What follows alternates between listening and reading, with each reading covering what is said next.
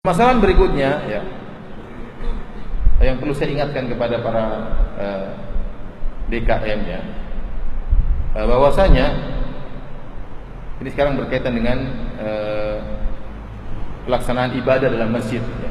Di antara perkara yang sering perlu diingatkan adalah masalah jadwal sholat dan jadwal iqamah.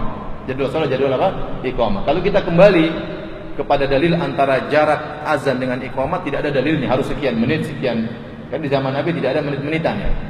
Tapi melihat kepada maslahat dan kemudaratan ya. Makanya disebutkan dalam salat Isya, disebutkan Rasulullah SAW kalau melihat jamaah sudah kumpul, ajal Rasulullah SAW segera sholat.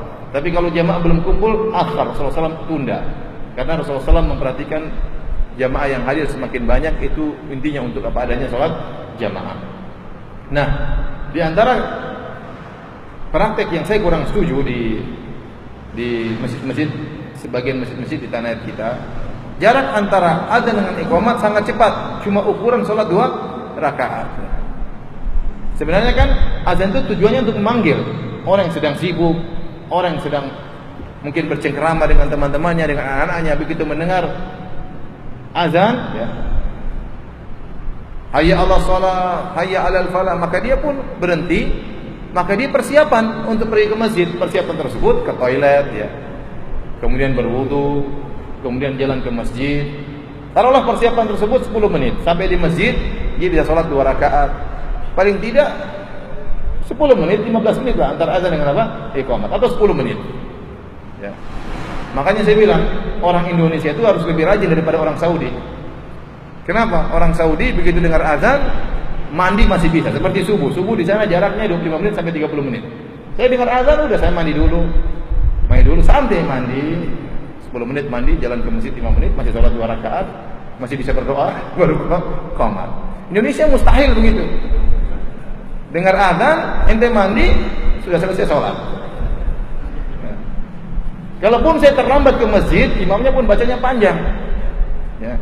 Tapi kalau di tanah air sering saya dapati imam tatkala sholat, nanti sholat rakaat pertama wadduha walaili idza saja, rakaat kedua ya alam nashrah laka sadrak, cepat sekali, nikmat ya, cepat sekali. Besoknya lagi saya sholat di masjid yang sama, sholat subuh, imamnya baca itu juga, rakaat pertama wadduha walaili idza saja, rakaat kedua alam nashrah laka sadrak.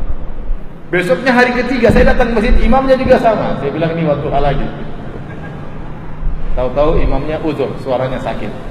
Akhirnya ditunjuk-tunjuk gak ada yang jadi imam, akhirnya saya yang jadi imam. Saya jadi imam, saya minta izin dulu, mohon maaf saya tidak kunut Pak. Oh enggak apa-apa, Ustaz silakan. Ya udah. Saya tidak kunut, mau baca panjang, agak panjang sedikit enggak enak rasanya. Jadi mau saya memang kondisinya bacaannya pendek, waktu antara azan dan iqamah juga sangat apa? Pendek ya. Nah ingat, tujuan kita mengumandangkan azan untuk memanggil orang. Jadi kira-kira mereka persiapan, taruhlah 10 menit lah, sudah bagus lah. Antara azan sampai iqamah apa? 10 menit. Mereka ke WC 3 menit, jalan ke masjid, berapa mungkin 4 menit, ada sholat 2 rakaat gitu lah. Tapi kalau cuma 3 menit, 5 menit, terlalu cepat. Padahal tujuannya ditegakkan sholat jamaah agar orang apa? Orang datang sholat berjamaah. Dan juga jangan terlalu lama. Jangan terlalu lama. Sampai kalau kita di Indonesia mungkin antara azan subuh sampai qomat setengah jam terlalu lama. Apalagi orang gelisah mau kerja. Imamnya mana? Imamnya sholat sendiri, akhirnya dia kemudian pergi. Ya. Kenapa saking lama? Jadi yang maksudnya yang wajar lah. Yang wajar kalau sholat subuh mungkin 15 menit atau 12 menit. Kalau sholat zuhur taruhlah 8 menit ya. Ini sudah sangat, bagi di Saudi sudah sangat apa? Pendek. Tapi kalau di sini lah wajar lah. Tapi jangan 3 menit, 5 menit terlalu cepat.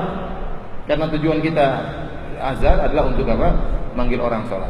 Kalau bisa dibuat jadwal, disepakati seperti ada alat itu. Begitu habis sholat langsung min 8 atau min 10 kan bagus kan?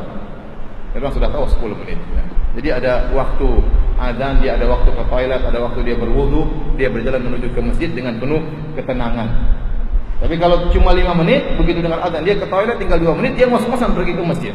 Kalau dia tidak cepat-cepatan sampai sana, assalamualaikum warahmatullahi wabarakatuh, assalamualaikum warahmatullahi wabarakatuh, repot. Sehingga manfaat tujuan kita untuk sholat berjamaah bukan hanya sekedar ingin sholat, tapi kita ingin mengumpulkan orang agar mereka sholat berjamaah bersama-sama dengan kita. Ini perlu diperhatikan oleh apa? DKM, dibicarakan sama panitia DKM. Bagaimana kalau kita buat misalnya untuk sholat subuh 12 menit, belasan menit lah. maksimal 15 menit. Ini sudah bagus. Adapun salat duhur, asar taruhlah 10 menit ya, sudah bagus lah. 10 menit atau 8 menit. Tapi jangan 3 menit langsung apa? Qoma, terlalu cepat. Orang ingin duduk salat qobliyah ya. Kita qobliyah kan ada yang 4 rakaat. 4 rakaat 3 menit, 3 menit, 6 menit. Kalau cuma 5 menit, 4 rakaat enggak sempat. Mungkin habis 4 rakaat dia ingin baca Quran sebentar.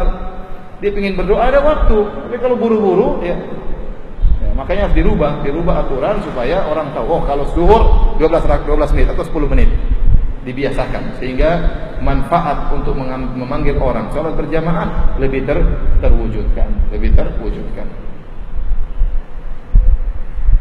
Saya pernah di Saudi, di Dammam. Kadang saya menginap di rumahnya Ustaz Ahmad Zainuddin di apartemennya.